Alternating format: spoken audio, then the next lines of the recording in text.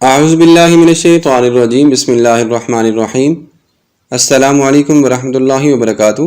محترم سامعین، ترجمہ کلاس میں آپ سب کو خوش آمدید کہتے ہیں، اور آج کی کلاس میں ہم بات کریں گے سورۃ النساء آیت نمبر 10۔ بسم اللہ الرحمن الرحیم۔ ان الذین، بے شک جو لوگ یأکلون کھاتے ہیں، اموال الیتامی یتیموں کے مال کو، ظلماً ناجائز طور پر یا ناحق ظلم کرتے ہوئے، انما بے شک صرف، یأکلون وہ کھاتے ہیں، فی بطونہم اپنے پیٹوں میں، نارن آگ، وسیصلون اور ان قریب وہ ڈالے جائیں گے، سعیرن بھڑکتی ہوئی آگ میں یا دوزخ میں۔ سب سے پہلے اس کی لغت سمجھ لیں۔ انا حرف جر اور تاکید کے لیے، الذین جو لوگ، یاکلون کھاتے ہیں، فعل مضارع جمع مذکر غائب، اموال الیتامی یتیموں کے مال کو، ظلماً ناحق طریقے سے، اموال حالت نصب حالت میں ہے، انما یاکلون پھر وہ یاکلون آ رہا ہے فعل مضارع، فی حرف جار ہے، بطون اس کی جر آ رہی ہے، فی بطونہم اپنے پیٹوں میں، نارن آگ، وسیصلون اور سین جو ہے وہ ان قریب کے معنوں میں استعمال کیا جاتا ہے، فعل مضارع ان قریب مستقبل میں آنے والے، اور قریب ہے جو وسیصلون اور ان قریب وہ ڈالے جائیں گے، سعیرہ دوزخ میں۔ دوبارہ دیکھیں، ان الذین یأکلون اموال الیتامی بے شک جو لوگ یتیموں کے مال کو کھاتے ہیں، ظلماً ناحق، انما یأکلون فی بطونہم نارا بے شک وہ بھرتے ہیں اپنے پیٹوں میں آگ،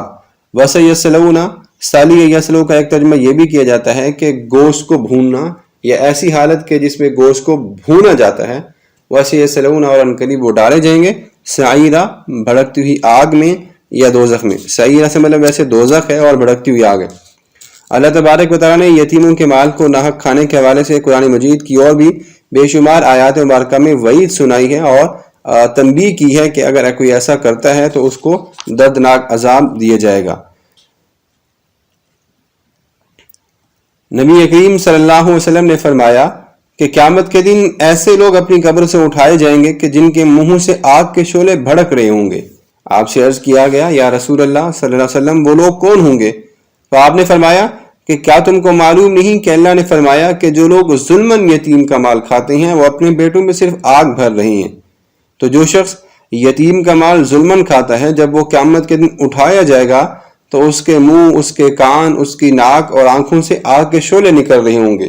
اور اسے دیکھ کر ہر شخص یہ کہے گا اور پہچان لے گا کہ یہ یتیم کا مال کھانے والا ہے۔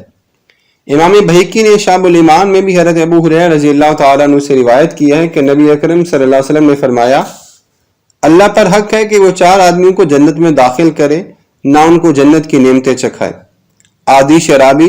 سود کھانے والا، یتیم کا مال ناحق کھانے والا، اور ماں باپ کا نافرمان۔ الدر المنصور، تبیان القرآن، جلد نمبر 2، صفحہ نمبر 590، سورۃ النساء کی تفسیر۔ محترم سامعین، آج کی اس آیت مبارکہ کا ہم یہیں اختتام کرتے ہیں۔ آخر میں ہم اللہ تبارک و تعالیٰ کی بارگاہ میں دعا گو ہیں کہ اللہ اس کلام مجید کے ثواب کی وجہ سے میری مرحوم والدہ کی مغفرت فرما، انہیں جنت الفردوس میں اعلیٰ مقام عطا فرما، قبر کی مشکلات کو آسان فرما، اپنی جوار رحمت میں اللہ جگہ نصیب فرما، آمین۔